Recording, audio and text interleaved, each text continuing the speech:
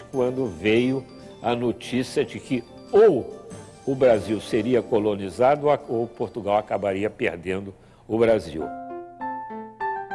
Apesar de tudo, naquela época o Brasil não tinha nenhuma grande importância econômica para o rei de Portugal. Era o comércio com as Índias o que sustentava a riqueza do reino. Não se sabe ao certo o que mais irritou os portugueses, se foi a invasão de hereges ou se é a invasão de franceses. De qualquer maneira, os espanhóis não gostaram nada de saber da presença dessa gente no Mundo Novo. O rei da Espanha, Carlos V, era o maior inimigo da França. Ele pressionou o governo português a expulsar os franceses da costa brasileira. Por isso foram criadas as capitanias hereditárias.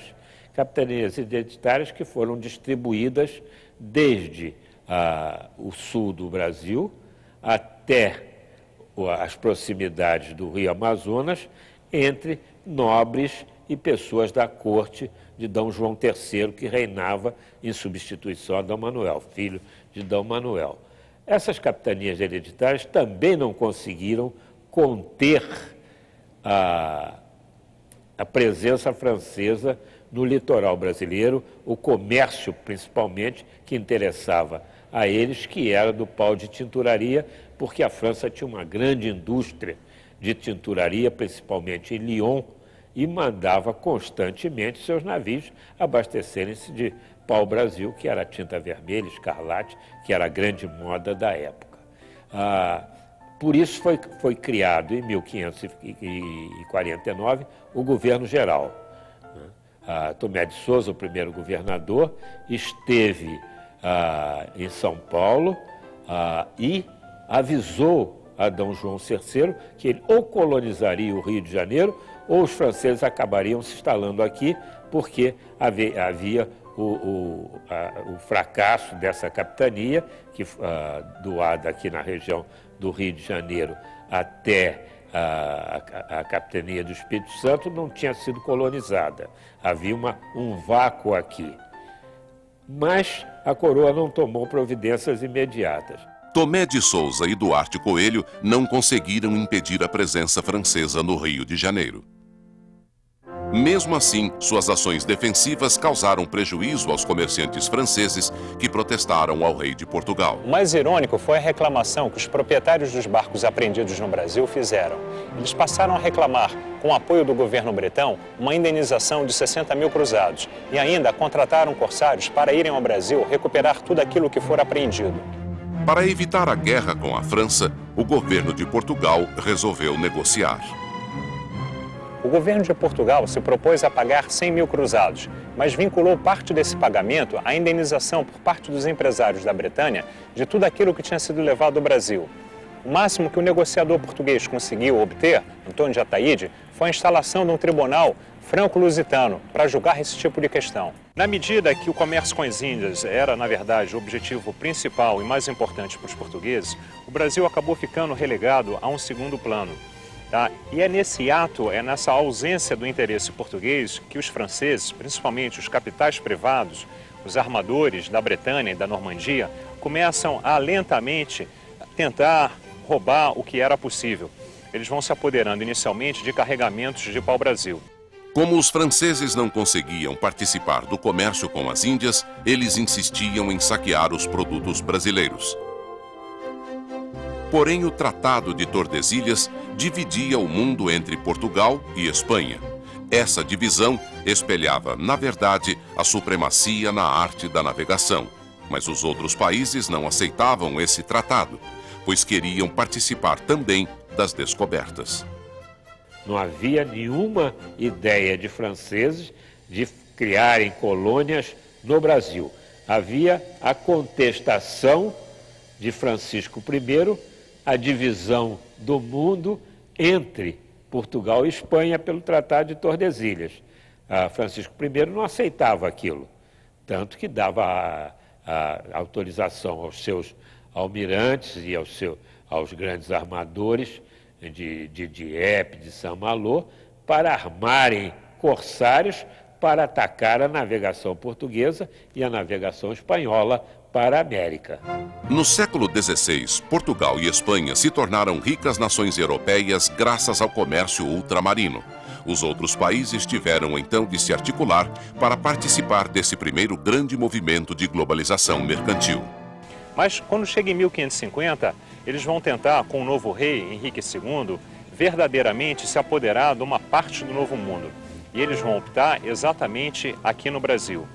E essa é uma história bem interessante porque você tem grandes personalidades da vida europeia e principalmente da vida francesa que estão envolvidos nesse projeto de tentativa de colonização do Brasil. Quem são as pessoas que estão envolvidas nesse projeto colonial?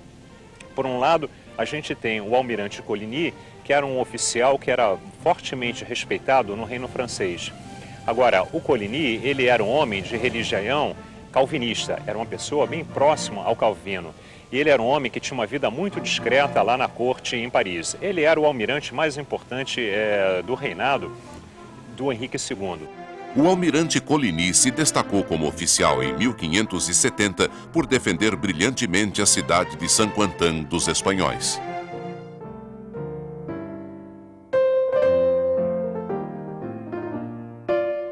O almirante Coligny foi um típico herói do seu tempo, por isso o rei o convidou para vir trabalhar junto a ele aqui no Louvre, em Paris. Em 1550, a França estava dividida entre católicos e protestantes. A rainha, Catarina de Médicis, era católica e o amante do rei, Diana de Poitiers, era protestante. O Coligny, que era um homem de enorme prestígio, que depois vai acabar sendo assassinado na famosa noite de São Bartolomeu, ele vai convencer o Henrique II, que era um homem que tinha alguma simpatia pelos assuntos, pelas coisas do Brasil. Eu relembro a você que em 1550, quando ele foi coroado, rolou a famosíssima festa brasileira. Eles levaram índios do Brasil, fizeram lá um decor tropical e assim foi comemorado o coroamento do novo rei da França. Ele vai dar para essa iniciativa uma verba que vai ser destinada secretamente. E é claro que ela vai ser destinada secretamente, até porque a França já tinha problemas de relacionamento com Portugal por conta do Brasil. Tá? Não pegava bem, não seria diplomático um rei dar um dinheiro, montar uma expedição oficial para invadir uma terra que ele sabia que não pertencia a ele. Pois assim é feito. Então, na primeira vez que a França decide organizar uma expedição para colonizar o Novo Mundo, decidem invadir o Brasil. E nesse momento, começa a ser tramado um plano secreto que passou à história com o nome de a França Antártica.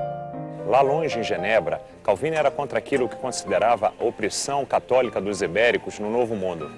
Portanto, decidiu, em comum acordo com o almirante, que a Guanabara seria o local da primeira província calvinista no Novo Mundo. Ao sul da Suíça, na cidade de Genebra, João Calvino tinha estimulado os cristãos reformados a se transformarem em grandes banqueiros internacionais. De lá, eles difundiam as religiões evangélicas. Calvino achou uma boa ideia fundar uma colônia no Novo Mundo.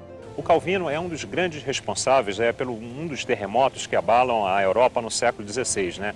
Ele começa a discutir e questionar os valores do catolicismo e a partir lá de Genebra ele vai desenvolver toda uma religião. E o Calvino, ele também tem a preocupação de que o mundo novo não fique uma exclusividade de ibéricos. Não é nada contra nem portugueses, nem contra espanhóis. O problema que o Calvino enxerga na colonização ibérica do Novo Mundo, tá, é a primazia do catolicismo. Ele fala a seguinte coisa: nós, calvinistas, nós das religiões reformadas, nós também temos que botar o nosso pezinho no Novo Mundo.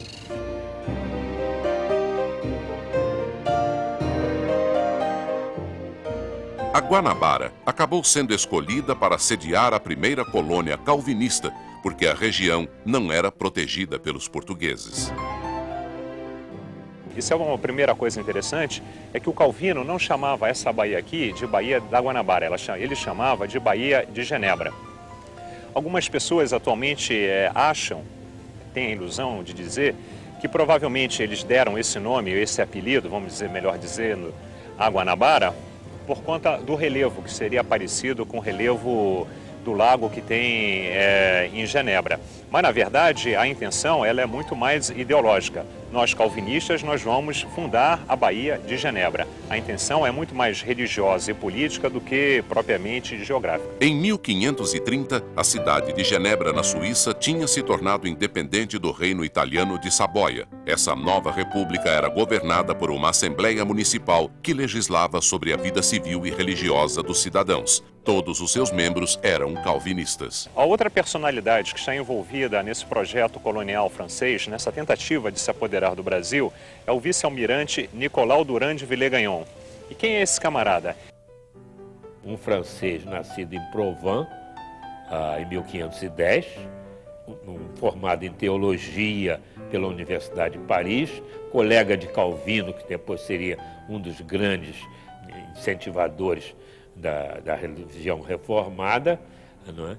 E Villegagnon, um cavaleiro valente e, ao mesmo tempo, erudito, humanista, tinha se tornado cavaleiro da Ordem de São João de Jerusalém, estabelecido em Malta. E tinha feitos importantes quando, em 1553, ele imagina criar a França Antártica, onde acabassem aquelas disputas religiosas que estavam tomando grande incremento na França entre católicos e protestantes. O grande sonho de Nicolau Durand de Villegagnon era fundar uma colônia livre das disputas religiosas que